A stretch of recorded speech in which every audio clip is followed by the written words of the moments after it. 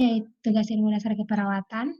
Perkenalkan, nama saya Penina Ubra, Prodi Keperawatan kelas C.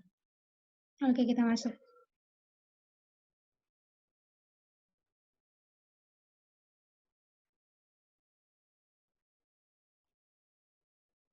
Kita bahas tentang anatomi tubuh manusia dan macam-macam jaringan. Anatomi tubuh manusia bagian anterior atau depan dan posterior atau belakang. Kita masuk yang pertama yaitu bagian anterior atau depan.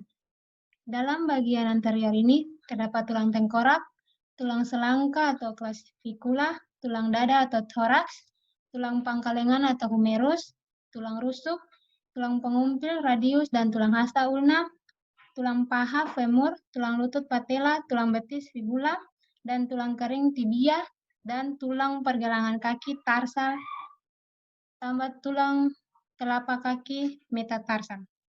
Kita masuk yang pertama yaitu tulang tengkorak. Kurang lebih ini gambarnya. Dalam tulang tengkorak terdapat tulang ubun-ubun, tulang kepala belakang, tulang pelipis, tulang baji, tulang pipi, tulang dahi, tulang hidung, tulang rahang atas, dan tulang rahang bawah.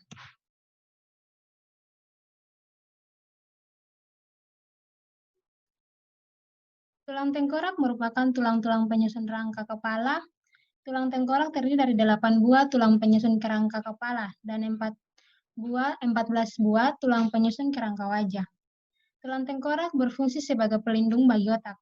Sendi yang menghubungkan tulang-tulang tengkorak merupakan sendi mati, tidak dapat digerakkan atau bersifat satura.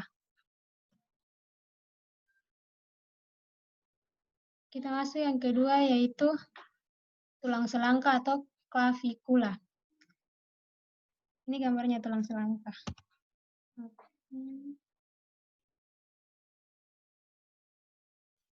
Tulang selangka membentuk bagian depan bahu, bentuk seperti huruf S, seperti gambar yang tadi, dan berhubungan dengan tulang bagian atas.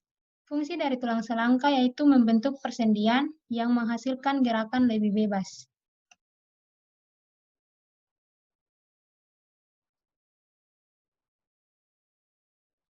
Selanjutnya tulang dada atau toraks. Tulang dada termasuk tulang pipi, terletak di bagian tengah dada. Berfungsi sebagai perisai atau pelindung bagi organ-organ penting seperti paru-paru, pembuluh darah besar, dan jantung.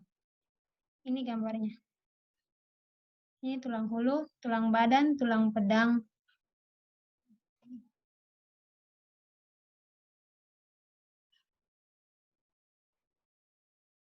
Selanjutnya tulang lengan atas atau humerus. Tulang ini merupakan kelompok tulang panjang, ujung atasnya besar dan halus, dan dikelilingi oleh tulang belikat. Berfungsi sebagai tempat melikatnya tulang radius dan tulang ulna. Gambarnya seperti ini, di bagian lengan.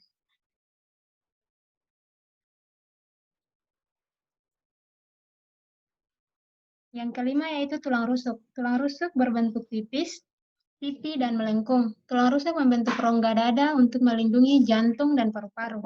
Tulang rusuk dibedakan menjadi 3 yaitu tulang rusuk sejati yang berjumlah 7, tulang rusuk palsu yang berjumlah 3, dan tulang rusuk melayang yang berjumlah 2.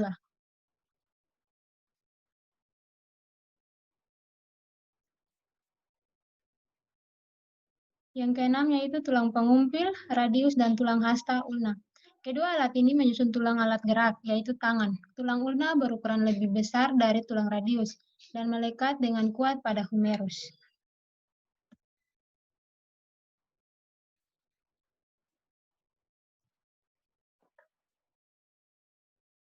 Tulang paha atau femur. Tulang paha termasuk tulang panjang, terletak dari gelang panggul sampai ke lutut.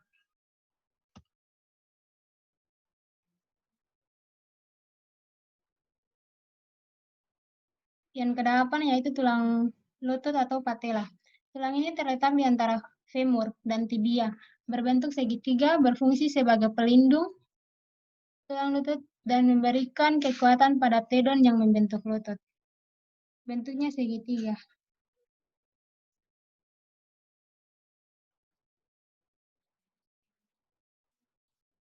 Kesembilan yaitu tulang betis, fibula, dan tulang kering tibia. Bagian pangkal berhubungan dengan lutut dan bagian ujung berhubungan dengan pergelangan kaki.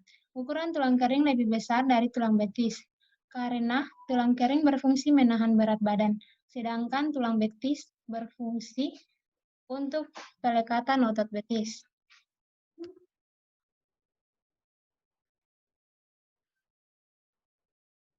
Yang ke-10, tulang jari kaki. Tulang jari kaki berfungsi menopang tubuh saat kita berdiri pada posisi statis, berjalan, dan melakukan aktivitas lainnya.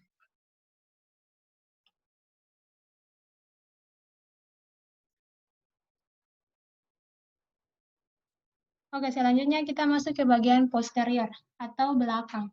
Dalam posterior terdapat 5 tulang, dalamnya tulang tengkorak, tulang belikat, tulang punggung, tulang pergelangan tangan kanpal, tulang telapak tangan metakarpal, dan tulang jari tangan phalanges, dan terakhir tulang pinggul.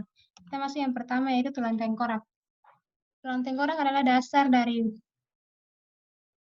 organ tubuh. Yang pertama itu tulang tengkorak. Tulang tengkorak merupakan tulang yang terdiri dari 8 tulang penyusun kepala dan 14 tulang penyusun wajah. Sama seperti yang tadi anterior, fungsi tulang tengkorak adalah melindungi otak.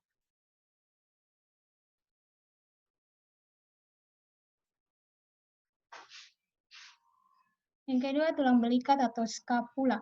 Terletak di atas sendi bahu. Dan merupakan bagian pembentuk bahu.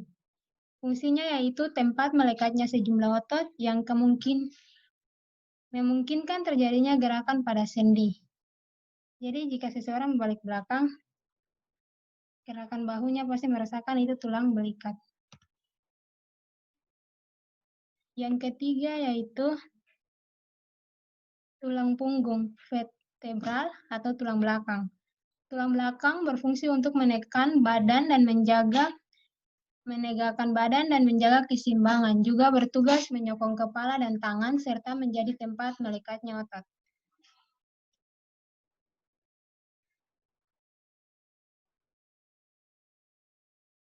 Yang keempat yaitu tulang pergelangan tangan karpal, tulang telapak tangan metakarpal, dan tulang jari tangan phalanges. Tulang pergelangan tangan terdiri atas 8 buah tulang, dan yang saling dihubungkan oleh ligamen. Tulang telapak tangan tersusun atas 5 buah tulang. Tulang bagian atas berhubungan dengan tulang pergelangan tangan, sedangkan tulang bagian bawah berhubungan dengan jari-jari tangan. Tulang jari tangan tersusun atas 14 buah tulang. Setiap jari tersusun atas 3 buah tulang, kecuali ibu jari, hanya 2 tulang.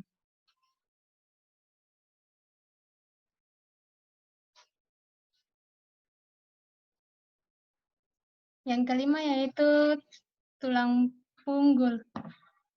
Tulang pinggul adalah penghubung antara badan dan anggota tubuh bawah. Fungsinya mendukung berat badan bersama ruas tulang belakang, juga femur, kantung kemih, organ reproduksi, dan sebagai tempat tumbuh kembangnya janin.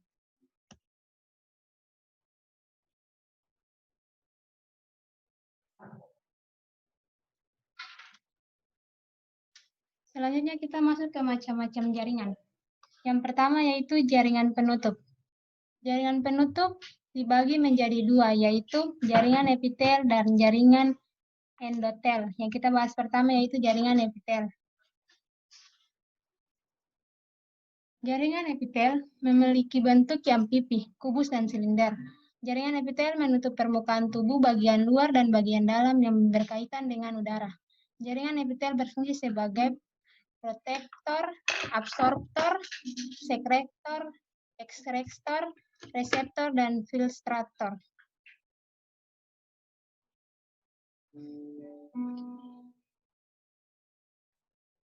Gambar dari jaringan epitel.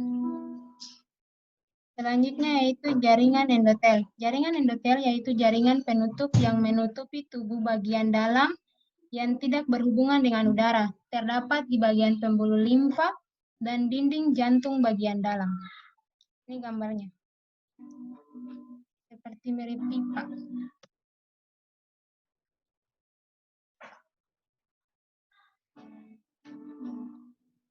Fungsi dari jaringan endotel adalah sebagai penghalang selektif antara lumen pembuluh dengan jaringan sekitarnya, sebagai pembentuk pembuluh darah baru dan memperbaiki sel yang sudah rusak. Jaringan penunjang. Jaringan penunjang adalah sekumpulan sel khusus yang serupa, bentuknya, besarnya, dan pekerjaannya. Sel ini berfungsi menunjang dan menyokong berbagai susunan tubuh yang ada di sekitarnya. Jaringan penunjang terdiri dari beberapa bagian, yaitu jaringan ikat yang pertama, jaringan rawan, dan jaringan tulang. Yang pertama kita bahas jaringan ikat. Jaringan di antara sel-selnya terdapat banyak zat intraseluler yang terdiri dari serabut-serabut kenyal dan serabut kolagen. Fungsinya yaitu membuat bahan-bahan intraseluler, membuat sel-sel darah, fagosintosis, memakan bakteri atau benda asing, dan membuat antibodi. Jaringan rawan atau kartilago. Jaringan ini banyak mempunyai lubang-lubang kecil di dalamnya. Banyak terdapat sel-sel rawan, sifatnya lebih padat dan lebih kuat dari jaringan biasa, elastis dan mudah dibengkokkan. Fungsi dari jaringan rawan sebagai penutup ujung tulang-tulang, sebagai penyangga, contohnya tulang hidung dan telinga, menyambung antar tulang. Contohnya gambar ini, jaringan tulang keras. Jaringan ini mengandung garam kapur fosfat yang terdiri dari sel dan matriks intersel, mengandung zat serat kolagen dan unsur anorganik. Fungsi dari tulang rawan yaitu menjaga berdirinya tubuh, membentuk rongga untuk menyimpan organ halus, membentuk persendian, dan sebagai tempat melekatnya ligamen dan otot.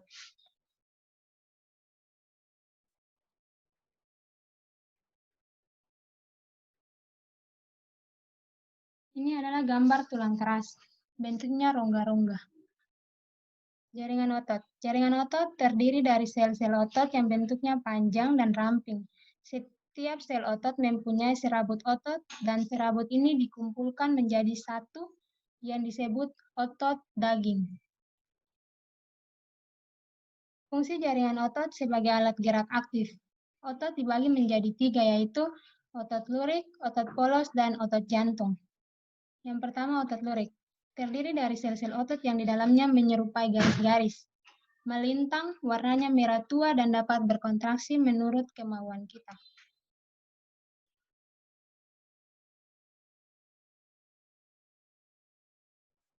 Fungsi dari otot lurik yaitu memicu kontraksi yang menunjang pernapasan, membuat pergerakan postur pada rangka, dan bisa melakukan kontraksi dan relaksasi.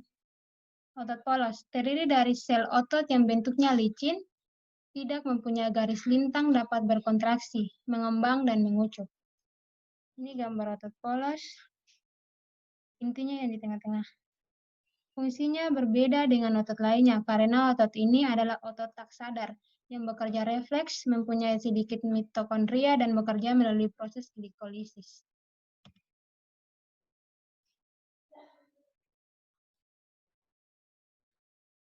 Selanjutnya, otot jantung. Bentuknya serat lintang, tetapi berkontraksi tidak di bawah pengaruh kemampuan kita. Fungsinya seperti otot polos.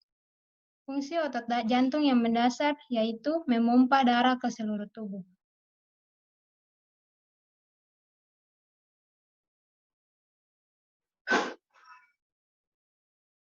Jaringan saraf. Jaringan saraf terdiri dari sel saraf yang panjang dan halus, mempunyai inti dalam protoplasma tebal. Bentuk sel saraf menyerupai bintang. Ini bentuk bintang. Dan mempunyai ekor panjang. Fungsi dari sel saraf adalah menghantarkan impuls dari ujungnya menuju bagian neuron. Yang lainnya, jaringan saraf dibagi menjadi 2, yaitu motorik dan sensorik. Gambar jaringan motorik. Fungsinya mengirim impuls ke otot atau kelenjar yang hasilnya berupa tanggapan tubuh terhadap rangsangan dari luar atau dari dalam. Gambar jaringan sensorik. Seperti ini. Menghantarkan impuls dari reseptor ke saraf pusat.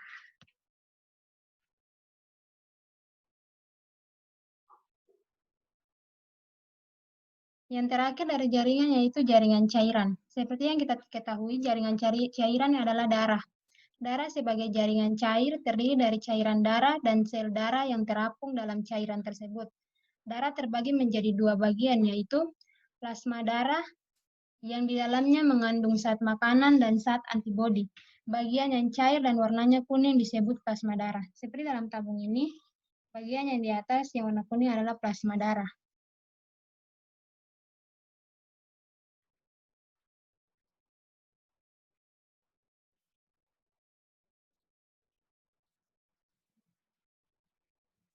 Sekian dari saya, terima kasih.